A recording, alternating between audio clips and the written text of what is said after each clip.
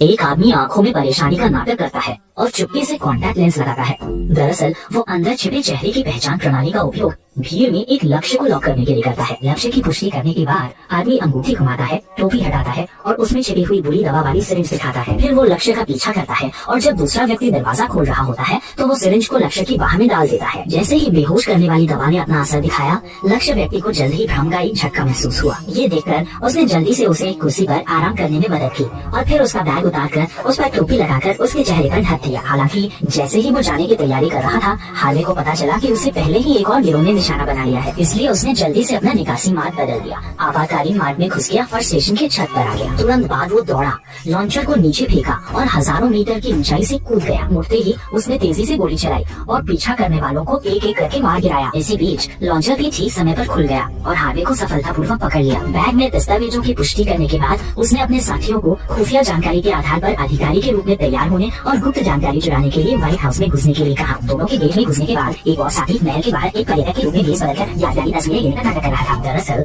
वो कैमरे पर लगे रिमोट कंट्रोल का इस्तेमाल कर चुपके से गुब्बारे को व्हाइट हाउस के करीब ला रहा था। फिर उसने तेजी से सुई को नियंत्रित कर गुब्बारे को फोड़ दिया और यूनिवर्सल डिकोडर को महल के अंदर फेंक दिया। इसके तुरंत बाद साथी ने ट्रोजन सॉफ्टवेयर सक्रिय किया और टॉम का डेटा व्हाइट हाउस के अभिलेखागार में डाल दिया। ये सब करने के बाद टॉम और उसका साथी भी ठीक सुरक्षा जांच बिंदु पर पहुंच गए, जांच के लिए तैयार। लेकिन जैसे ही कर्मचारी ने चुंबकीय कार्ड लेकर उसे मशीन में स्कैन करने के लिए डाला तो उन्होंने पाया कि अभिलेखागार में ऐसा कोई व्यक्ति मौजूद नहीं था। ये देखकर साथी को तब एहसास हुआ कि शायद नेटवर्क धीमा होने के कारण डेटा अपलोड धीमी गति से हो रहा था।